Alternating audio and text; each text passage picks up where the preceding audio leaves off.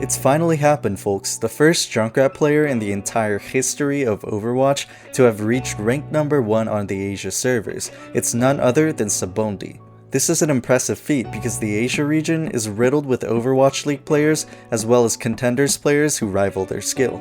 SabongD's ability to create kills in a method of low risk and his instantaneous path changing is uncontested, so let's get right to it. When you don't know the enemy composition, it can be very risky to immediately flank out to the side, so SabongD checks the enemy compositions and location first, then moves to cover. He peeks out a bit to the cubby, and as soon as he sees the enemies rotate to the side, SabongD shifts positions to peel. In order to pressure the enemy backline from moving forward, he places the trap first, then uses primary fire and concussion mine to get the pick.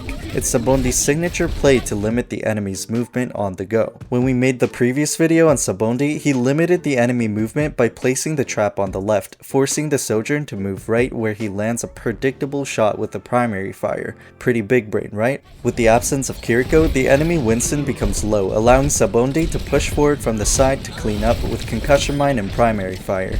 Even from the first fight, we're able to get high impact plays. Do you remember the key passive of Junkrat players we talked about in our previous videos? That's right, it's the use of tight spaces.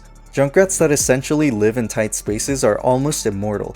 Even if the enemies want to hunt him down for an elimination, the spatial limitations from his trap, the pressure created by his primary fire and concussion mine, and even the grenades that ricochet off the walls. These are all factors that quadruple Junkrat's value in these areas. Almost like an antlion, he waits hidden from his prey and attempts to one-shot when the enemy gets close. But even if it fails or you get aggroed, you can always run away deeper into your habitat. The room that SabongD is using right now is very close to the main team's area of cover, so there was little to no risk for this play. As the enemies stick closer to the bot, Junkrat can move back into the room to take an angle into the enemy backline, and the enemies aren't able to extend forward if they want to keep the distance from our Junkrat. Although the team fight is lost, we did our job of eliminating KROW, which is oftentimes the best pick you can get. Here, SabongD is lingering around because he's expecting the enemy Tracer to rotate, and as expected, with so many hours on Junkrat, he understands how specific heroes want to path and engage, allowing him to catch them by surprise. Now that the enemy respawns are screwed up, you want to take early cover for a chance of extra staggers. Especially on push maps, each and every stagger kill can be critical against the enemy's chances of coming back. The enemy wants to stop the bot before the checkpoint, meaning they're very likely to get close to the ramp, so SabongD hops onto the balcony and riptires up into the rooftops. Although he doesn't get any picks using the ult, the riptire kept the backline away for long enough that the enemy Orisa is now isolated in the front line, allowing the team to punish the tank as well as capturing the first checkpoint. To deal with their Junkrat, the enemy Tracer swaps to Pharah. In theory, Pharah should be a counter to Junkrat, but as you might have seen in our previous Junkrat video, SabongD is the counter to Pharah. Our team's KROW ults to engage, and the enemies counter with the Nano Barrage. We attempt to punish the Pharah, but the Nano makes her pretty tanky. As the teamfight gets extended out, SabongD riptires from a distance, but the way he drives riptire is kinda like a lunatic, making it difficult to react to. I wonder if he's one of those crazy drivers in real life. Rather than regrouping with the team, SabongD rotates around wide. After he sneaks onto the high ground, he places the trap and manages to catch the Widow out of midair. This Junkrat is really well optimized for low risk flanks, even while keeping the Pharah at bay. Once he has both mines off cooldown, he rockets into the air for a one-shot combo. His Junkrat honestly makes it more difficult for the Pharah in the 1v1 matchup, which is wild to think about.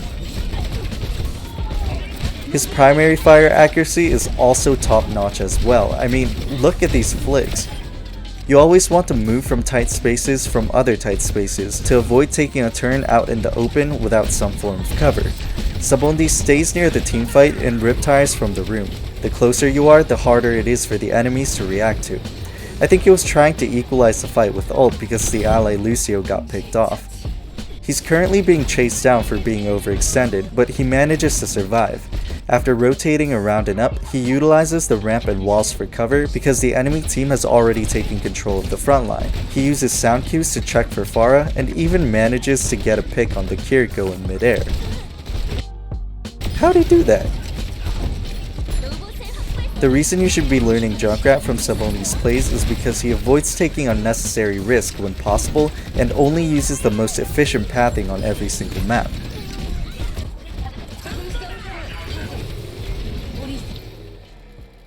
So let's review everything we learned. You use your first turn after entering a small room, then move back into a different small room close to where the teamfight is likely to occur. In any sport, you need to learn the fundamentals first, and the fundamentals for Junkrat is pathing and positioning above all else.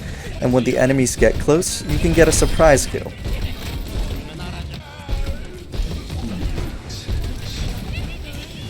The teamfight opens up with both Sigma ults. He gets closer to the fight to support the team, but because the sightlines are so long on Circuit Royal, he has to pull back out for a bit. When he's out of the Widow's sightlines, SabongD takes the stairs underground to both flank and utilize the tight space, but the enemy Junkrat comes over to break our trap, indicating that the enemies know our positioning, so he takes a second to chill, then pops back out for a surprise gift. Speaking of gifts, SabongD has a gift in being flexible with his plays, and seems like he has hundreds of patterns he plays around with on every map. Including pro players, there aren't many Junkrats on the level of SabongD, beyond maybe Smile and FlameHimself. But the difference between SabongD and the two Junkrats is that SabongD is very efficient in how he plays the game with his patterns, playstyle, pathing, and positioning, so he rarely takes risks. Meanwhile, Smile and FlameHimself are top tier in terms of mechanical skill, but they both enjoy making risky ego plays, which aren't the easiest to pull off. But what makes these two players amazing is their high success rate despite the high risk, high return plays. Both Junkrat's Riptire and SabongD lands the mark on the two players outside of the immortality field. He even follows up on the Baptiste falling back. The path of the payload on point B is super close to the DPS player securing the high ground, so it's really easy to get value out of Riptire. There's also the perception that Junkrat isn't very good on Circuit Royal, but if you take a look at every key area of the map, there's always at least one tight space or room available nearby, such as the Mega Health Pack and the basement stairs. If the allies are holding forward in order to use ults, you can always use the main stairs as an angle to get picks on the engaging enemy. When you take an off angle like this, you only want to spend anywhere between 5 to 9 seconds, then come back to cover. After 3 to 4 seconds, the enemies will recognize your positioning, so staying in one location for an extended period of time will allow the enemies to get cover or punish you, which is the core concept of a quote-unquote turn for DPS heroes. Excluding Pharah, if you have a good understanding of the hero and have established patterns, you can find viable playstyles regardless of the map. SabongD places down a mine on the ground, and after waiting for his cooldown to return, he blasts off over the roof to get a pick on the backline. Like what? I swear, he never takes risky plays like this. For teamfights that happen on the end of point A, you can flourish by using the tight room, just like on defense. When the ally Sigma is struggling to stay alive, he can always back out into the room with Junkrat, so you even provide an extra safety measure for the tank. Fast forward, our Baptiste moves into our room, so SabongD chooses to take the high ground to create another angle for the team.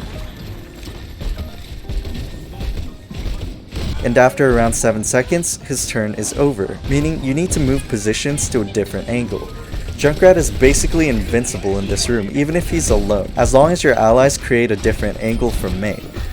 He attempts a Riptire, which doesn't work, so after waiting for the shift cooldown, SabongD one-shot combos to burst the enemies.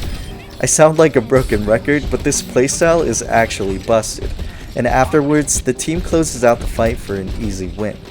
Even if you don't play Junkrat, the concept of a turn is extremely useful for optimizing your positioning and gameplay, so make sure to remember this one. Hope you enjoyed today's video, and thanks for watching.